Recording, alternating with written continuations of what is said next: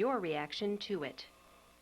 Versus Mel Kramer was made possible by the New York State Bar Association's Law, Youth, and Citizenship Program, the Conrad and Virginia Klee Foundation, the IBM Fund for Community Service, the Stuart W. and Wilma C. Hoyt Foundation, the Broome County Bar Foundation, and WSKG TV.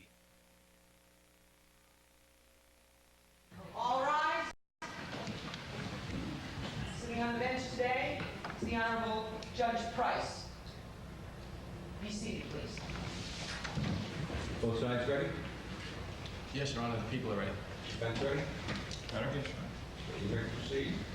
Your Honor, we represent the defendant, Mel Kramer. In this case, the people of New York State versus Mel Kramer.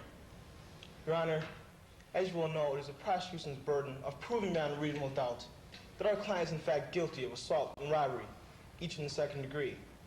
We, the defense, have shed doubt on this. People of the State of New York versus Mel Kramer.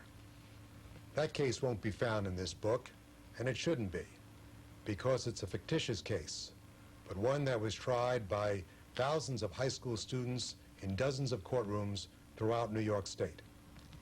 In 1982, the New York Bar Association developed a statewide mock trial tournament, a program which challenges high schoolers to find out what really happens in a courtroom. This year, the program involves several hundred schools, each with its own mock trial team. Students spent long hours in after-school practice sessions, learning about the law, developing arguments for both the prosecution and the defense. Then the teams began competing, proving their case, vying to become New York State's mock trial champion.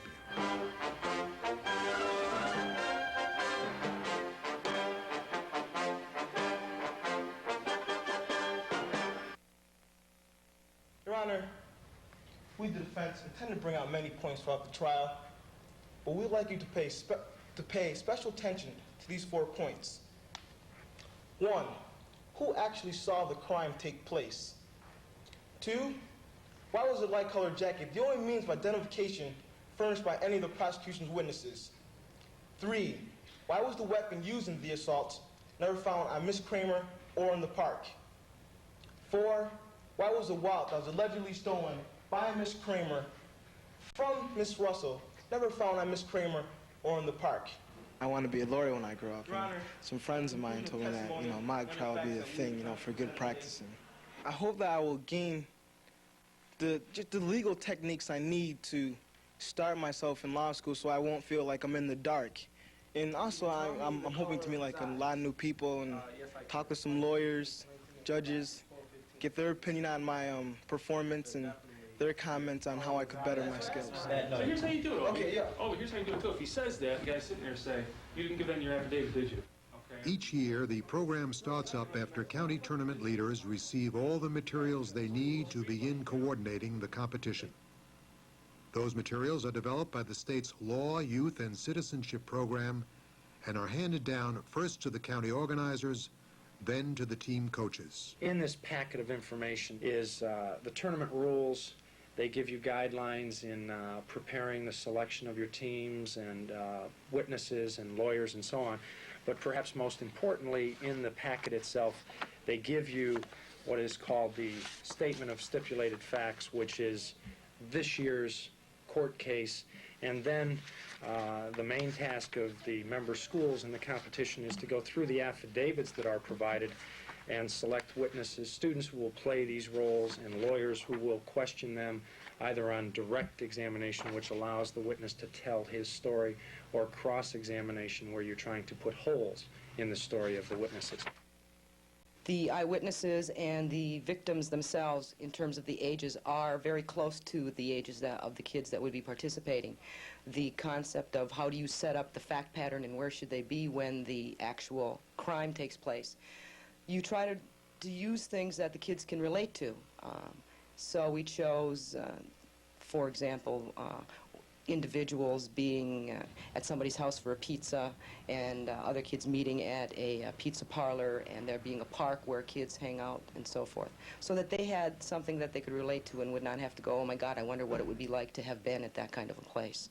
It's more an attempt to use the environment that they're used to and to have them really focus on the legal question involved rather than having to work primarily with attempting to understand the environment or in terms of the fact pattern. We have everyone choose what they want to be, whether lawyer or witness, and if a witness, which witness.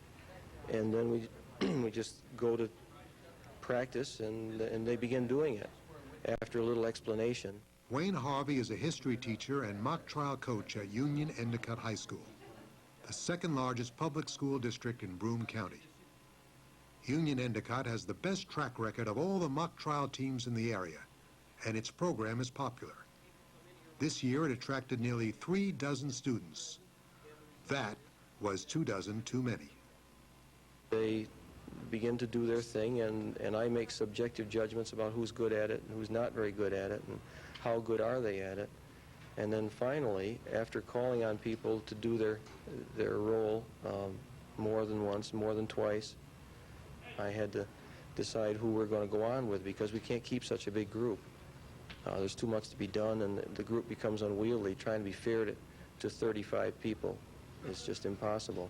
I think kind of the kids that are going to be cut today are better people for having been part of this thing, and they know more about the law for having been part of it already. And of course the people who go on will know a whole lot more about it.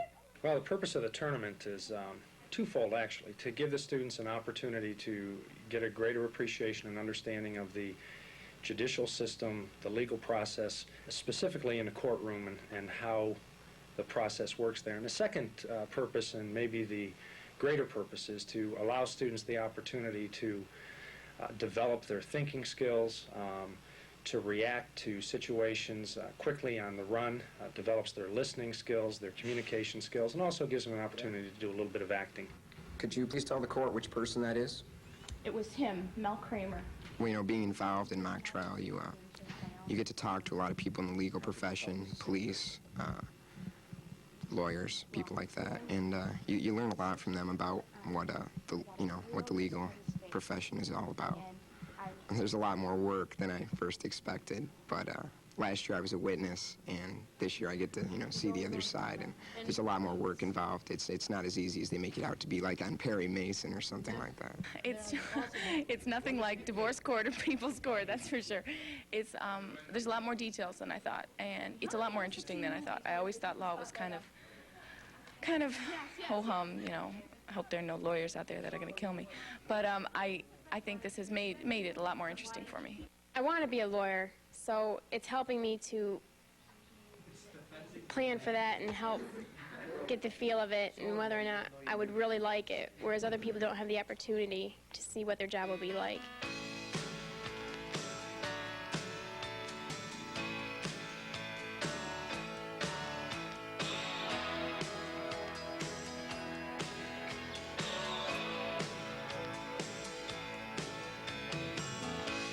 Seems like only yesterday I didn't have a clue. I stood alone not knowing where to turn.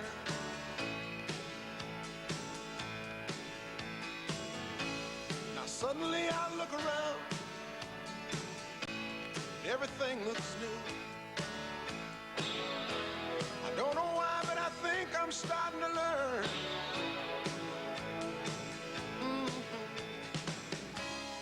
Call it understanding, a willingness to grow. I'm finally understanding, there's so much I can know.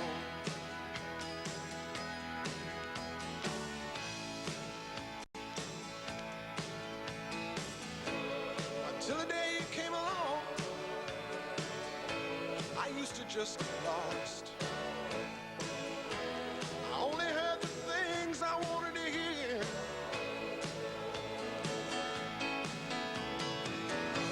It always seemed like no one cared. Then you took the time. And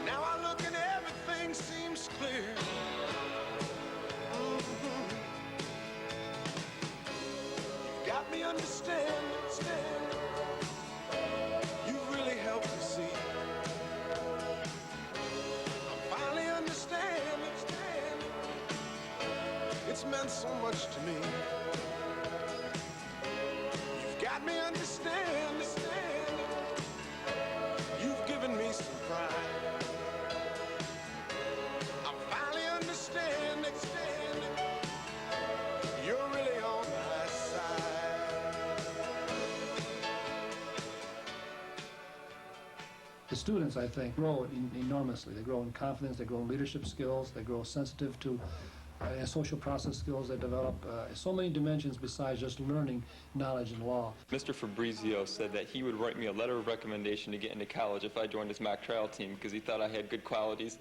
So I decided to do it, and I wasn't too excited about it. But now that I'm into it and I really like what I'm doing, I'm considering going to law school after 4 years of liberal arts. Interestingly enough, that's not the aim of the tournament. So says Eric Monshine, who heads the department which developed the materials for the program.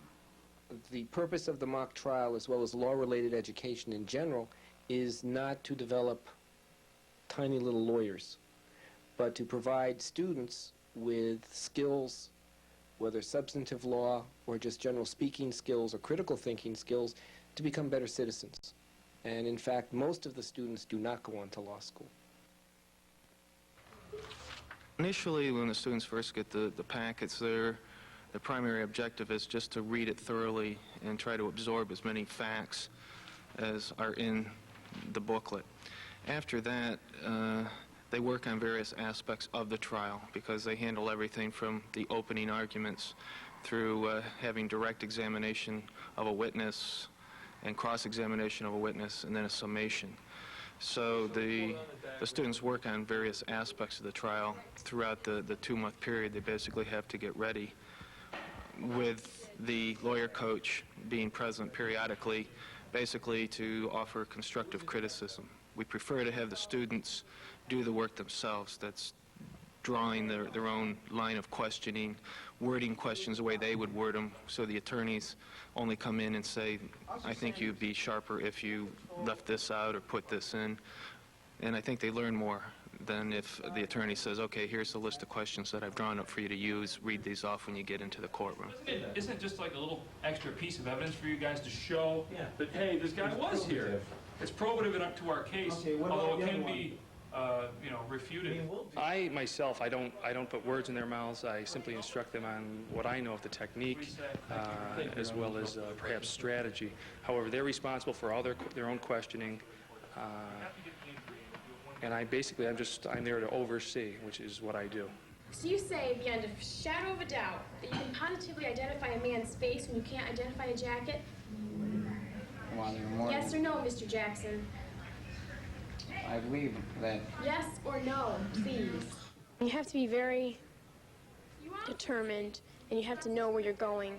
Like, you have to have a cool head and be able to think on the spot. You gotta know what you're gonna do. Jim Shear is the drama director at Shenango Forks High School, a suburban school district with a student population of just over 2,000. You gotta know what you're gonna say, and you gotta say it strongly and confidently. And if you're wrong, blow it. But blow it big. Okay? You know, you have to instill this feeling that, hey, that jury knows, hey, this person knows what they're talking about. You gotta do what you do all the time, man, and just throw the book. As somebody who sits through a whole bunch of different trials, a judge, for example, and has heard the same facts time after time after time, everybody's dealing with the same case, that you need something to stick in your mind. All right, and everything else being equal, the better performer, I think, will come across, as being more impressive. I think it also helps the people make a point, and if they can make a point more confidently, that's going to score for them better, I think. Your Honor, the people of the state of New York call Alan Russell to the stand. Please raise your right hand. We'll show the cross-examination of Alan Russell that in her present state of mind, she cannot decipher who or what hit her. And we'll also show that the only means of identification that she could provide is simply a light-colored jacket. Ms. Russell, on Friday, August 16, 1985, around midnight, where were you? I was in the Bixley Theater. What were you doing at the Bixley Theater? I was watching a movie I caught the 9:30 showing. About what time did you leave the theater? I left at about 12:15. What was the weather like when you did leave the theater? The rain had stopped falling for a while. Where did you go after leaving the theater? I started walking down Citrus Avenue. At any time did you leave Citrus? Yes, I did. It started raining again, and I ducked into this abandoned shopping entranceway. Were you carrying anything? Yes, I was. I was carrying my knapsack. What, if anything, was in the knapsack? I had some various articles and my wallet with my identification and about $35. Well, in the entrance, what did you do? Well, I put my knapsack down, and I bent to remove a pebble that had been, gotten into my shoe. And when you bent over, you were struck from behind with a blunt instrument. Is that true? Yes, that is true. And you stated that when you got up and ran after this individual, that you noticed she had blonde hair. Is that true? That is true. I noticed she had blonde hair. Is it also true that you noticed that the individual was approximately 5'9"?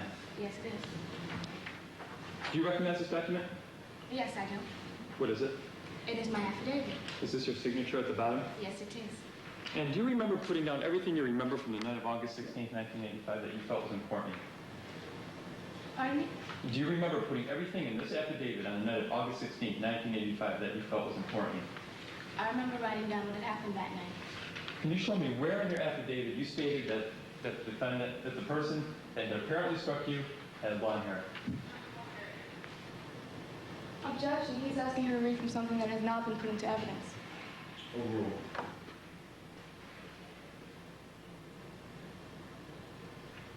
Can you show me where in the affidavit you stated that the person had blonde hair? No, I didn't state that she had blonde hair. Okay, can you show me where in the affidavit you stated the person was 5'9"? I didn't state that either. Thank you. Now, you said that after you got up and chased the individual, that you ran down Citrus Street and down 9th Avenue into Founders Park. Is this true? This is true. How was the lighting in the park that evening? In the park? Mm-hmm. Well, let's see. I don't know. You don't know? I don't know, no. Was it dark? In the park? Yeah. It may have been. Were there lights in the park? I doubt it. How was the weather that evening? Is it true that it was raining? It was raining on and off. On and off, okay. You said you lost sight of the individual you were chasing in the park. Is that true? That is true. As you exited the park, you saw police cars in commotion. Is that true? As I exited the park and walked down the street, I saw police cars. The police. And you also saw Mel Kramer down there, didn't you? The person who attacked me? You also saw Mel Kramer down there. Yeah, I saw my assailant. And you accused this person as being your assailant simply because she was wearing a light colored jacket. Is that true? Absolutely not. I believe it is. Thank you, Your Honor. No further questions. Please step down. With 2 months of preparation behind them, New York's 450 teams began to compete. Phase 1, the county tournament. There are 2 decisions that will be handed down. The first decision is one involving merits of the case. And in this, the judge very simply is making a ruling as to which team did a better job of presenting the facts and the evidence, which team had the better witnesses, which team had the better opening arguments from their lawyers, and the better closing arguments on the merits of the case. The second phase is the actual performance. And in this, and this is probably the more important one, this is the total package now of the theatrical element, I suppose, and the forming of the questions, the responsiveness of the witnesses, and it takes into account all of the things of the merit plus. And it's possible to win the case on the merits, in other words, prove that such and such did happen or it didn't happen, and yet lose the case on the performance. Well, I suppose every judge adapts his own system. Mine is really to start with a 5 and then subtract points from there.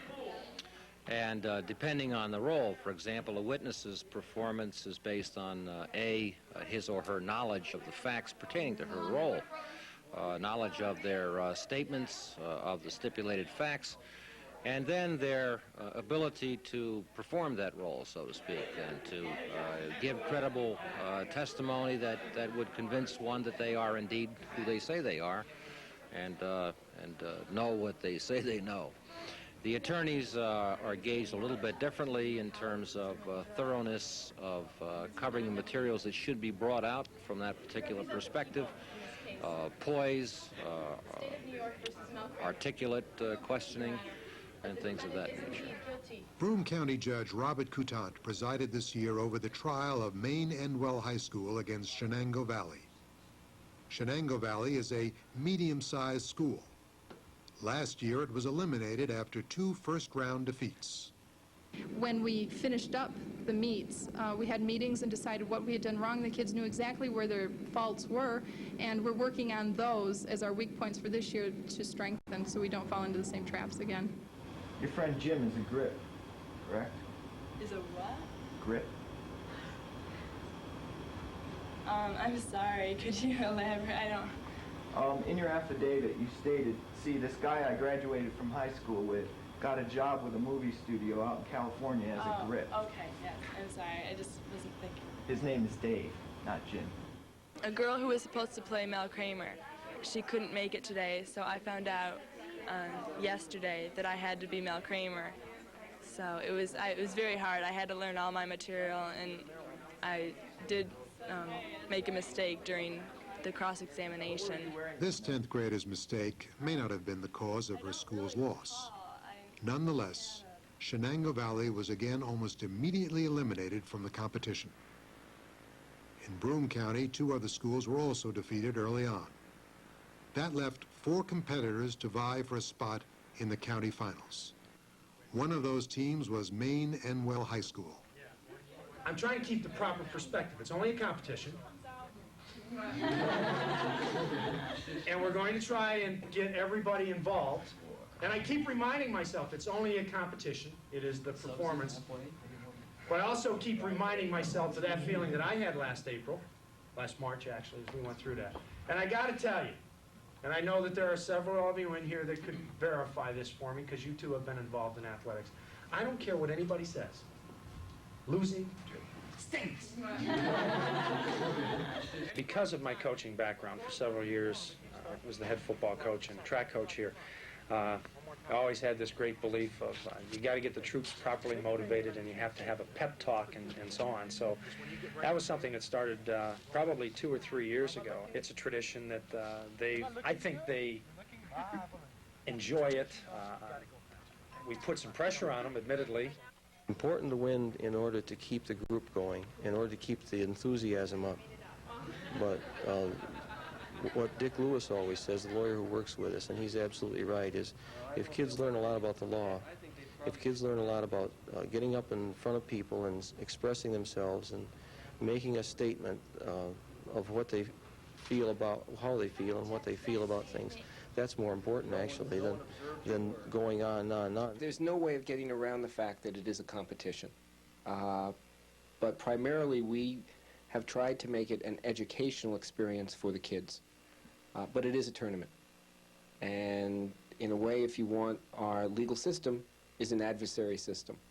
And there's no getting around the competitive nature of either a courtroom scenario or the mock trial tournament. At the same time, I think there is a real responsibility on the part of the teacher and on the attorney advisor to really help the kids understand that it's an educational experience. The reason why every school is required to go through a minimum of 2 rounds, once as plaintiffs and defendants counsel, is so that after the first round, where they're given a score not just on the merits but on their performance, it gives them the opportunity to improve upon it. That improvement takes long hours of preparation, which for some students is good news. It makes it easier for us to go to practice if we can be together, you know. Gives us more time to spend together, where during the week. We spent a lot more time together from it than during. Because normally she'd come home from work and she would just do her homework and it'd be pretty late and I wouldn't bother going over like on a Wednesday night. But now, you know, you'd have mock trial, so it gives us an excuse to see each other. Yeah. But more typically, the students have to work hard to juggle their busy schedules. I'm involved in Key Club, which is a community organization. I also work in the computer room at our school, after school, 3 nights a week. It's supposed to go to the main menu. Where does it return to? Ask that this document be marked for admission. our marked for identification is prosecution exhibit 4. What is it? It is a map of the area. I spend about 15 hours a week on this, so sometimes it cuts into my work time, but most of the people are really nice at work and they cover up time for me. Key Club gets hurt a little bit more. I have to make that sacrifice versus those because I really don't want to hurt my academic work. It's very difficult when you consider the same students that would turn out for a mock trial have all kinds of other commitments also, both intellectual and then in sports. When Obie Williams decided to join Binghamton's mock trial team, he also chose not to play on his high school's basketball team. But even without that commitment, Obie still had to make more sacrifices. Both my social life and my grades have suffered. My grades, I went down like maybe 1 or 2 points, but nothing of no major value. But socially, I can't go out as much as I used to anymore because I have to stay home and prepare my opening statement or prepare my questions or just think back on what happened and what I could do to better my skills for the next tournament. Obie is very unusual, to say the least. He's probably the hardest working kid that we have on the team. I don't know if that's true, but that's my impression. He devotes whatever it takes. He'll do it, and he improves it each time. Ironically, Obie had originally been cut from the team, given only a spot as an understudy. So Obie called me at home one night and said, "I understand that I'm not, involved any longer. I don't have a part as such." And I said, "Well, unfortunately, Obie, that's the case. I'm sorry. I think you have a lot of potential and everything. And it's no reflection on you, but we're going to go with these other people for now." He said, "Well, if you don't mind, I'd like to show up and practice. It'd be good for next year for me." And he did. And one night he gave an opening argument because somebody we had chosen wasn't there, and he did a hell of a job. And from that day on, I said, "I'm going to go with him." People intend to call their second witness Quinn Jackson, commercial artist. We showed through cross-examination of Quinn Jackson that it was dark and raining that evening. Therefore, the only means of identification that he could provide for the court is, again, a light-colored jacket. Mr. Jackson, did you see the actual crime take place? No, I did not. The only thing that you witnessed was the chase, am I correct? Yes. Well, you were standing at a bus stop on Tidger Street, am I correct? Well, at one point I was in the bus stop, but then I stepped out into the street to see what was going on. And while you were standing there, is it true one person was chasing another? Yes, that is correct. Is it true the person being chased had a light-colored jacket on? Yes, that is correct. You say that these two individuals ran under a street light, am I correct? Street lamp, yes. You say that these two individuals ran under street lamp and in the Founders Park, am I correct? Yeah, once it turned out 9th Avenue, yes. It was raining that evening, wasn't it? Off and on that entire night. It was dark that evening too, wasn't it? It was nighttime. So after they ran to Founders Park, you then proceeded to go down the street to the phone booth to call for police assistance, am I correct? Yes, that is correct. But before you could call, they were already there, am I correct? Yes, they were rolling by. And you began to relay your story to them when suddenly one person burst from the park. Is that true? That is correct.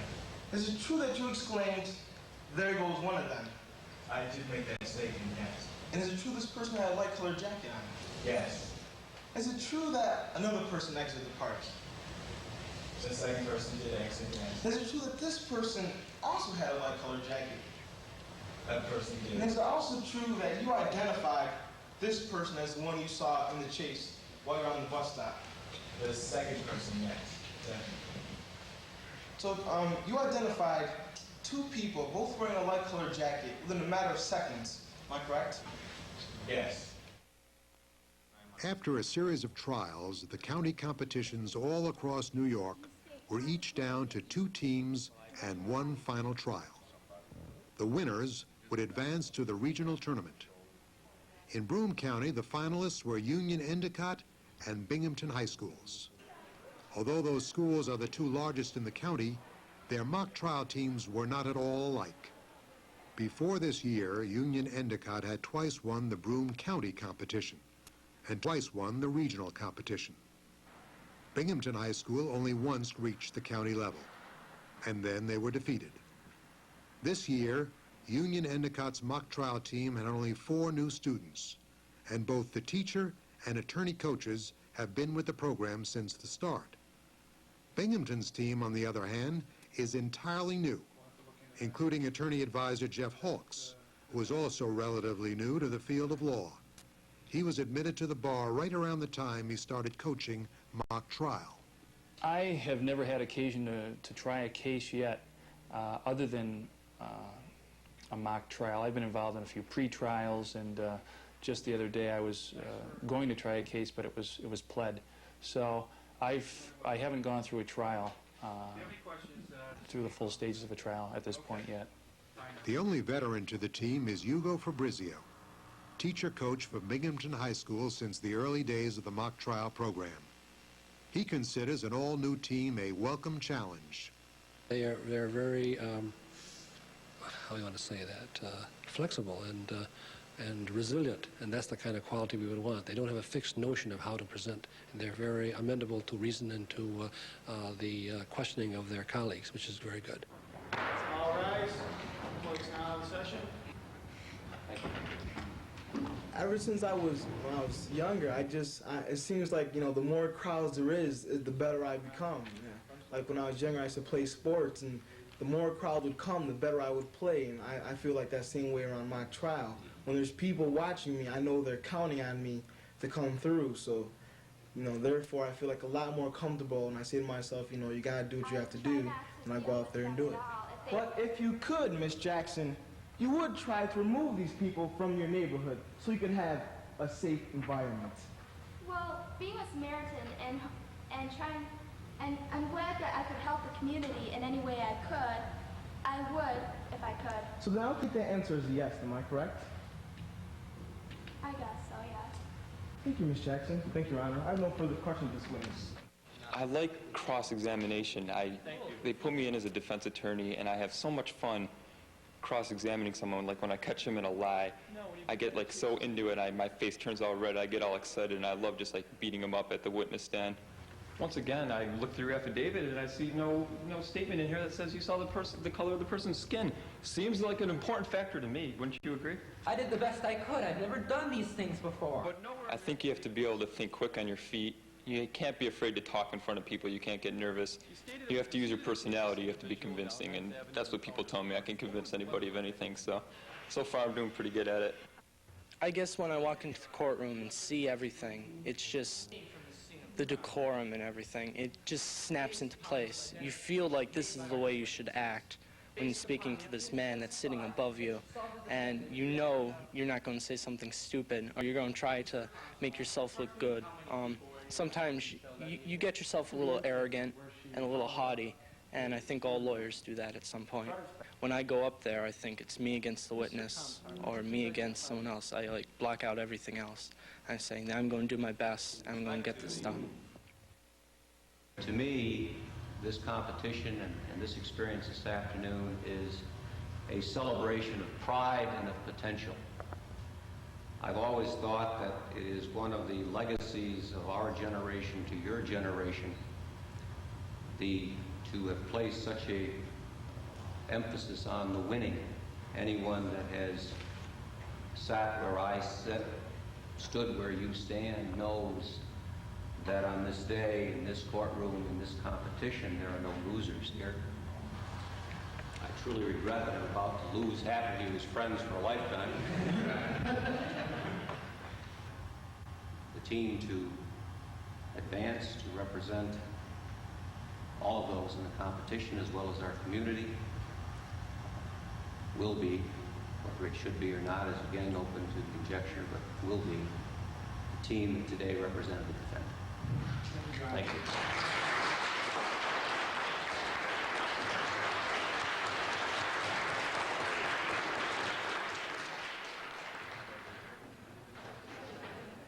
You win some, you lose some. I really don't look at the competition. I look at the winning of friends, maybe, because you do. I joined the competition probably just for the friendships you make, because they're important to me. I've been kind of uncertain whether law or medicine, and I really enjoyed this part of mock trial, and I think it's helped me learn more about the law than I've known before. And I really, after this experience, I look upon being a lawyer in a better light than being a doctor. It's just that there's an excitement that you have when you stand up in front of the court. And to me, so far, there's been nothing like that. Then, Your Honor, the people intend to call as their final witness Officer L.C. Sanders, City Police Officer. We'll show through cross-examination of Officer Sanders that he arrested Ms. Kramer on the basis of 2 identifications, both of which were based on light-colored jackets. Please state your name for the court. Please have a seat. You may proceed. Thank you, Your Honor.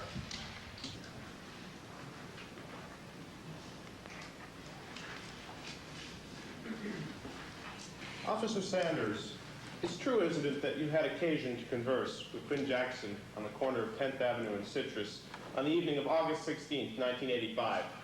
I spoke to him. And this conversation was interrupted, wasn't it? Yes. Quinn Jackson yelled, didn't he? Yes, and he pointed across the street. He pointed to the east, didn't he? Yes. And he yelled, there goes one of them, didn't he? Objection. He's calling for a hearsay statement. Your Honor, the statement is an excited utterance, and in addition has already been offered into evidence by Quinn Jackson himself. Your Honor, concerning hearsay, he is now for the offering for the truth of the statement that Quinn Jackson did say that statement. Again, I must assert that it is an excited utterance and is an exception to hearsay. Anything else? He's just offering for the truth of the statement. Objection so forth. And as a result, you looked to the east, didn't you? I pointed my searchlight to the east to aid my view. I couldn't see very well. And there, well, you saw a man wearing a light-colored jacket running across Citrus Street towards an alley behind the Bixley Theater, didn't you? I saw first, and I know the janitor was very quick run. Well, this person was wearing a light-colored jacket, wasn't he? Far back to see. Do you consider this person to be a possible suspect? Objection. This is irrelevant to this case, and he's asking for opinion on the part of the witness. Your Honor. You can only ask what Your happened. Honor, this is relevant to this case because this individual may have been a possible suspect and therefore could have committed the crime. It is also the witness's occupation, and therefore she is qualified to give such an opinion. Did you consider this person to be a suspect? Unless I'm ignorant of a new law running across the street, there's no reason to suspect the person. Yeah, Quinn Jackson pointed this man out. He identified him. He didn't identify him. He made a bland statement. Was this person pursued into the alley behind the Bixley Theater? Of course not. There was no Was this person questioned in any way? Of course not. Was this person identified in any way? No. After 3 months of preparation and 5 trials, Binghamton High School's mock trial team traveled to Syracuse for the Central New York Regional Competition. A win at that level means a ticket to Albany and a shot at becoming the state champion, a title never before held by any Broome County team. The winner of the regional competition, this year's winner is Binghamton. So I congratulate Binghamton.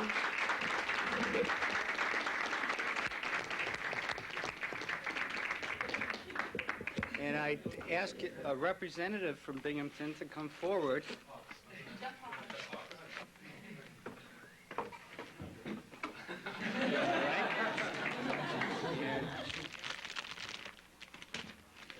This is a very fine plaque that Rob had talked about, and congratulations to Binghamton High School.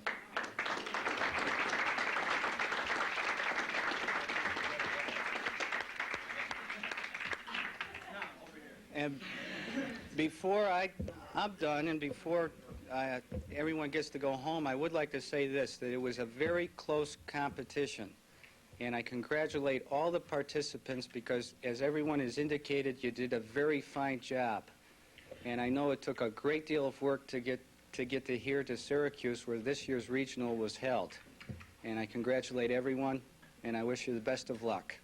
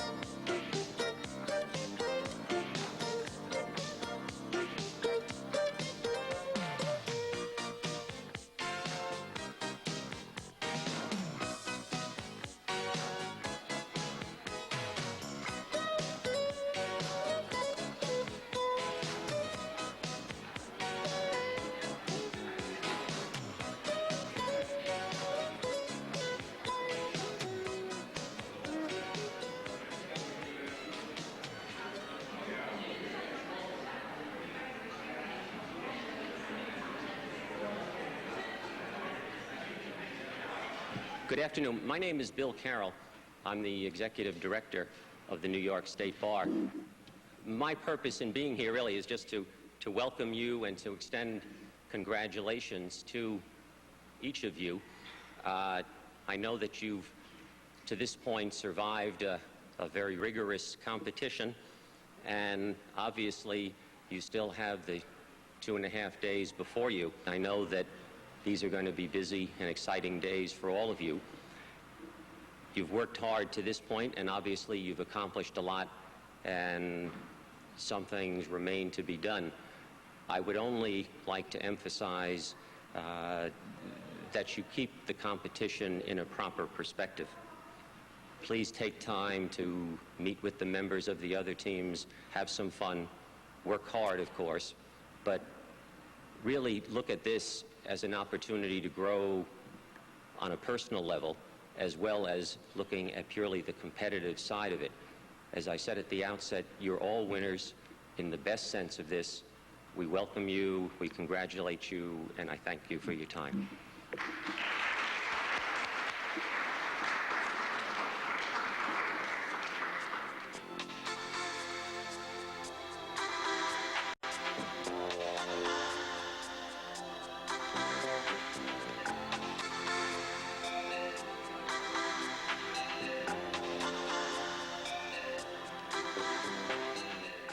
I remember our first meeting when we first met our lawyer for the first time, and there was about 40 people here, and he was telling us about if we do good, about how everything runs, how the tournament goes, and how the states are in Albany. And I remember Obi said, well, that's where I want to go. I want to go to Albany. And we all just laughed, and I just laughed. I said, right, everyone wants to go to Albany, and I just blew it off from there, and I never thought that we had any kind of a chance. Yeah, Obi wanted to go to Albany for the weekend. That would be nice, but I doubt it.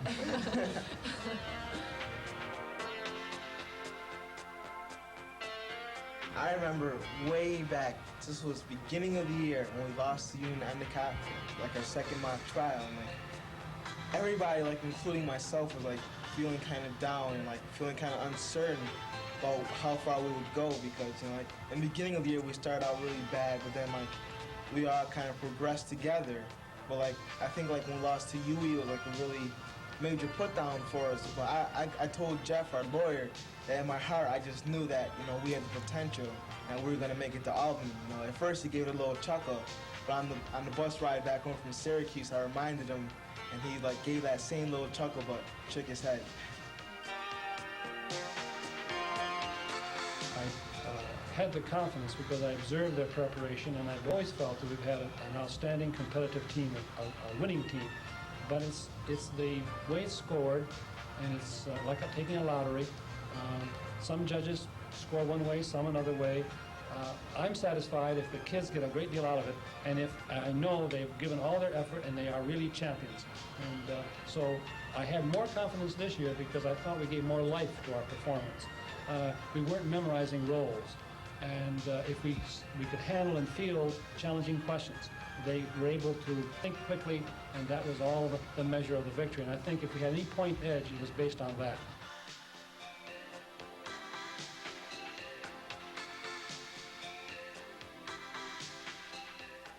Again, welcome. You are the 6 finalist schools in the state.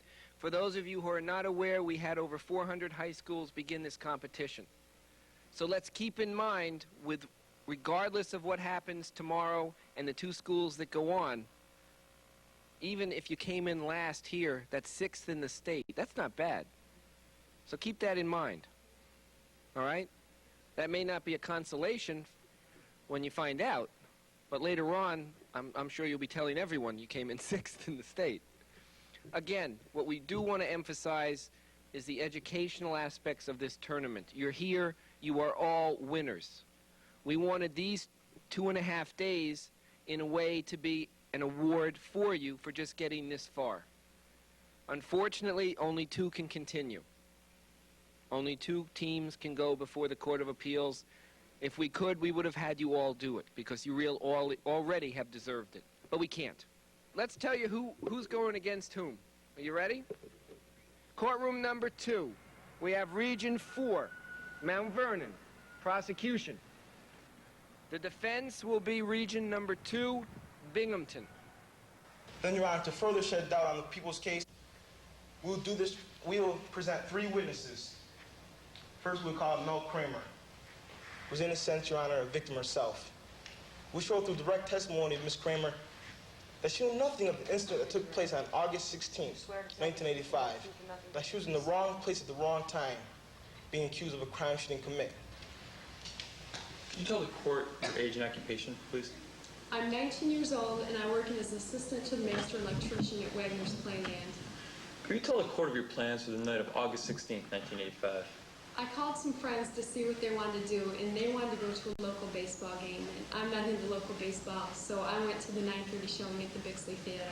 Objection, she's not able to testify to whatever people decide. She's only able to testify to what she decides. Your Honor, it's simply preliminary. We'll strike that if you wishes. Did you watch the movie without interruption? No, I didn't. As I was watching the credits, they turned them off. Why were you staying to watch the credits? I have another friend from high school that worked out in Hollywood on that picture, and I wanted to see his name in the credits. What did you do after they turned off the credits? I walked out of the lobby, and I proceeded to go to Sal's Pizza Shop. Your Honor, may the witness approach the diagram. You may approach the diagram.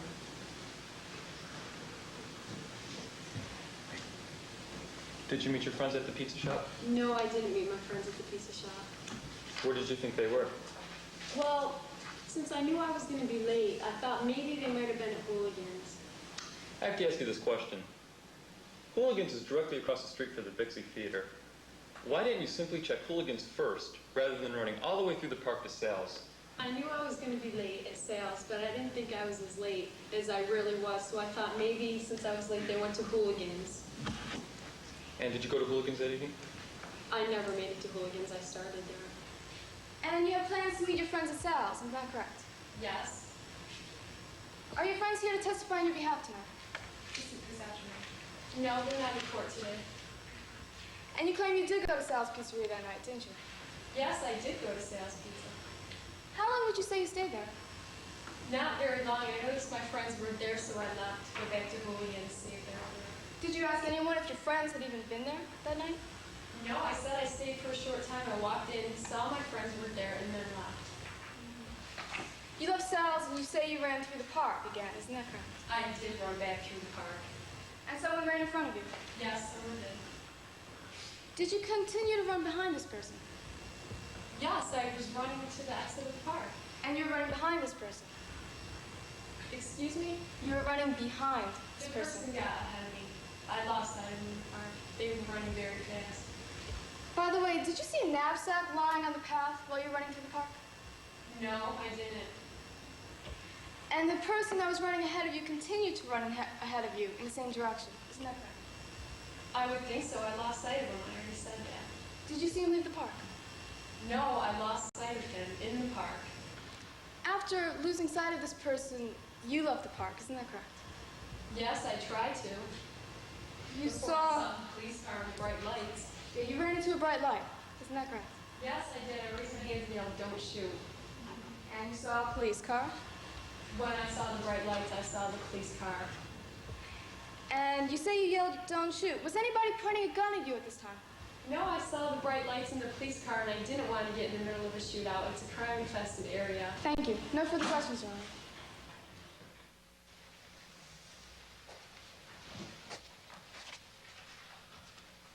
Please raise your right hand.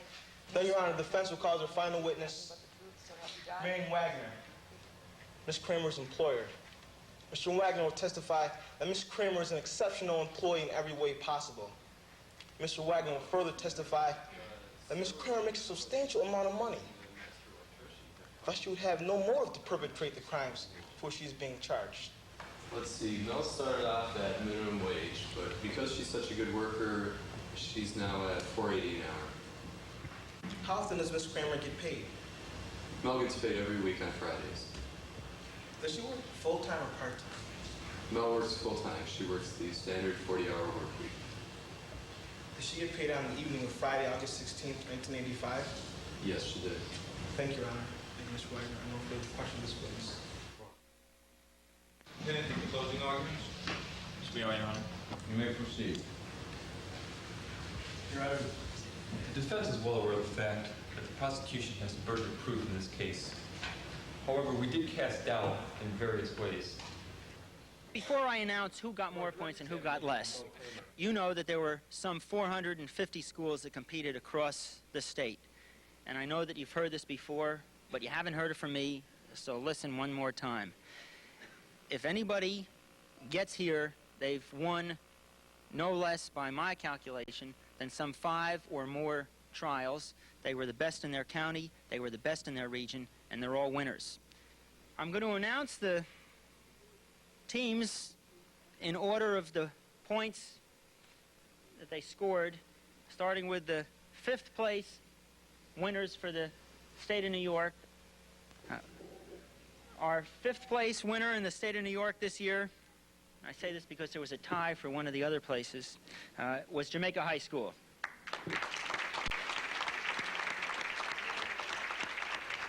Your Honor, the prosecution has not met its burden of proving Mel Kramer guilty, and we respectfully ask you to find Mel Kramer not guilty of assault and robbery, each in the 2nd degree.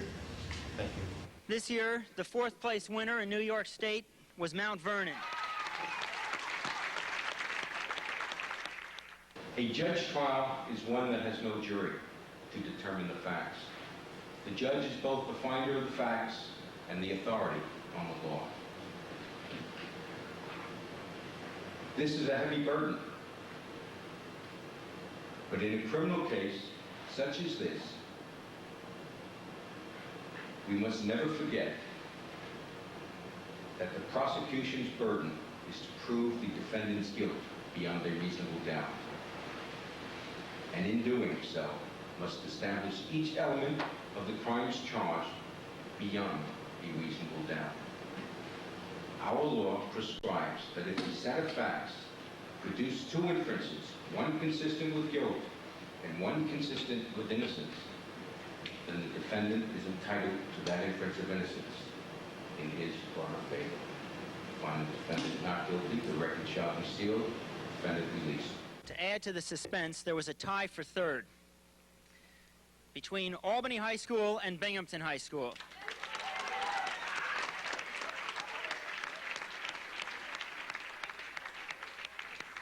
The end of the tournament meant the conclusion of almost 5 months of hard work and long hours.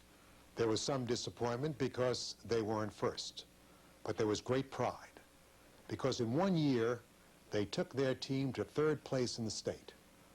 The young people in this school and all the young people that participated, including the teams that didn't make it past the first trials, earned the right to be proud. They learned about themselves, about others, and especially about our legal system, one of the basics of American society. With this beginning, let's hope they will continue to grow, to learn, and to work for justice throughout their lives.